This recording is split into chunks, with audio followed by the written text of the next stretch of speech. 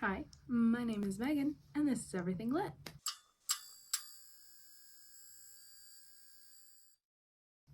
Today, I'm going to talk about my November wrap-up. I read 8 books this month, quite a come down from October, but that's to be expected. I wasn't trying to bust through a million billion spooky books. So today, I'm going to organize my wrap-up by cover that I like the least to cover I like the most. So first book the cover I like the least is 12 Sharp, which I'll put it over here. 12 Sharp. It just really has the title on it. It's one solid color. It's not anything fancy. However, 12 Sharp by Jan Ivanovich, I did give 5 stars. I thought it was really fun. The plot was really well done. This is the 12th, 12 Sharp, the 12th in the Stephanie Plum Cozy Mystery series, and it was a good time. I remember explosions. I remember intrigue. I remember being surprised by some of the twists and turns. I like the way Stephanie's relationship with Joe, Morelli, and Ranger, both of those relationships are evolving, that sort of back and forth, who's she gonna choose kind of thing. Yeah, I think it's really fun, and I will be reading the next one in the series, probably not this month, but in January. The next cover that didn't do much for me was Deck of Omens.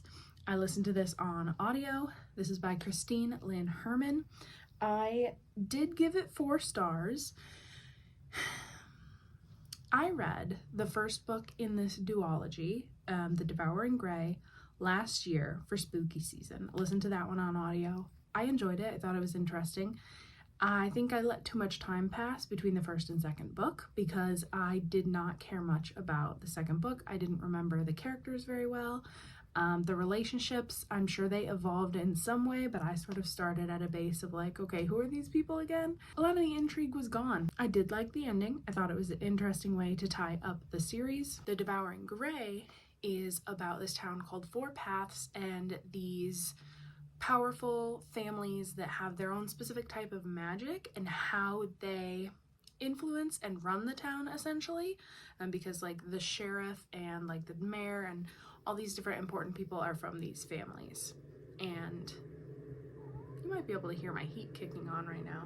Hi, Vino. And of course Vino's with me because if I'm upstairs, he's upstairs. Isn't that right, bud? Isn't that right, bud? Ignored. Deck of Omens, the sequel, it was pretty good. I still gave it 4 stars, but it was my bad. I let too much time elapse between the first and second book, so I didn't enjoy it as much as I probably could have.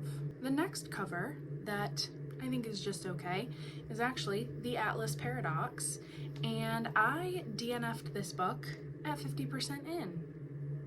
Hi, Vino. Yeah, I DNF'd The Atlas Paradox. It was long and it was boring. I didn't care about the characters.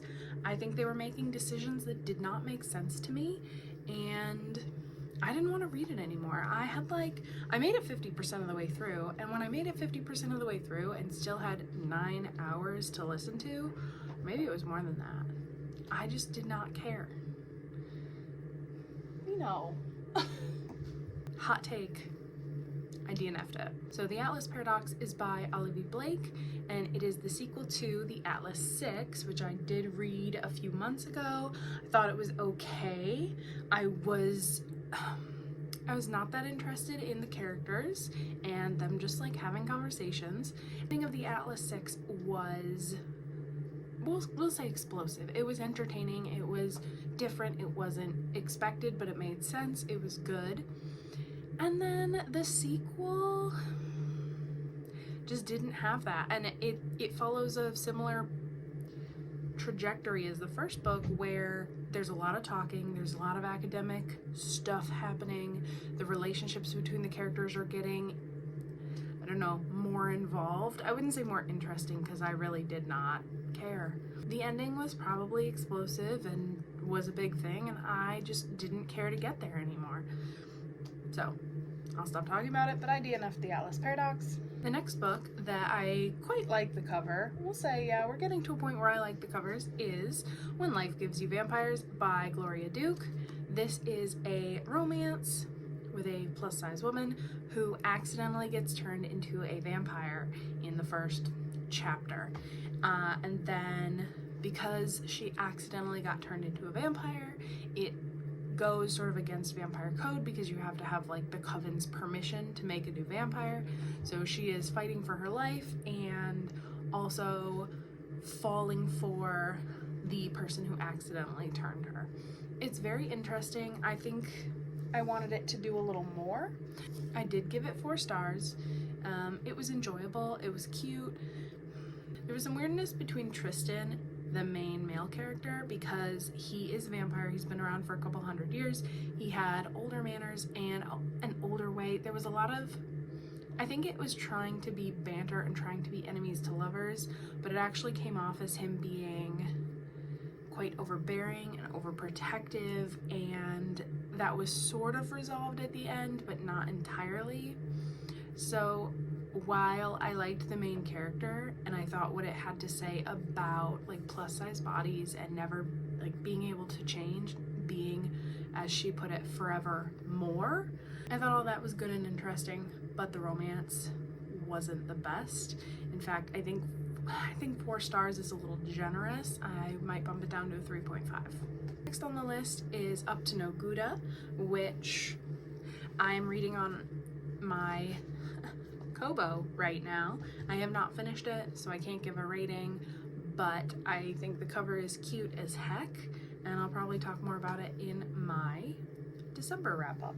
Next on the list, Shipwrecked, which has an adorable cover. I mean, their romantic kiss on this cliffside background, very cute. Shipwrecked is a romance by Olivia Dade, and I gave this 3 stars. It is my least favorite of this series. So this is about Peter and Maria, who have a one-night stand, and then the next day they show up at this casting call together. Well, not together, but they both show up at the casting call, and they both get cast in this TV show called Gods of the Gates, which is kind of like this universe's Game of Thrones. And then it follows their budding friendship over the years of filming like 6 different seasons, and then when their final season is over, they get together and navigate becoming, going from friends to lovers. It just didn't work for me. I didn't like Maria very much. I liked Peter a little bit more, but I didn't care for either of them really. Their romance went, I don't like friends to lovers, we'll start there. The 3rd act conflict was dumb. In my opinion, it was dumb, and I didn't have a great time with it. Next cover is When Night Breaks by Janella Angelis. This is a YA fantasy. It's the 2nd in a duology. I'm listening to it on audio, and I am currently reading it, so not going to give a rating. I'll say it's not going well, but the cover is beautiful. All right, and now for my top 3 covers of the month. The 3rd is Mistakes Were Made by Meryl Wilsner. This is a romance, and I gave it 5 stars. It is female. It's fantastic. There is an age gap. There is the trope of like best friend's mom. The cover is so cute, like their little red and purple accents, both of them looking the opposite way, but their legs are touching. The romantic vibes in this cover, the tension in this cover really does give away the story. This is about Cassie, a college student, meets an older woman at the bar. They have a one-night stand. The next morning, Cassie goes to breakfast with her best friend to meet her best friend's mom, and lo and behold, the mother is the older woman Cassie hooked up with the night before. From there, they get to know each other a little better. There's sort of a forced proximity element when Cassie goes to stay with her best friend, and of course her mom is there. So it was very cute, very romantic, very sexy. and overall fantastic, 5 stars. The second cover is The Golden Enclaves by Naomi Novik, and I gave this 5 stars as well. This is the third in the Scholomance series, and I thought it was a really good conclusion. The first book, A Deadly Education, is about Elle, or Galadriel, but she goes by Elle, and being sort of an outcast at this magical school that is literally trying to kill them. And it's her journey of creating a family, essentially, making friends, trying to figure out how to get out of the school. There's a smidge of romance in there. And the third book was really interesting, really good. I did see the reveal coming, but not in a it's obvious way, more in a the bricks were laid along the path and I just followed them kind of way, if that makes sense. So really loved it, gave it 5 stars. I do recommend this series. I listened to it on audio and I think the audiobooks are fantastic. And finally, the cover that I think is the prettiest is Deep Light by Frances Harding, and like the underwater vibes, the weird heart with tentacles, like, yes. This is a like YA fantasy. Yeah, it's fantasy. It's essentially about these two friends, Hark and Jelt.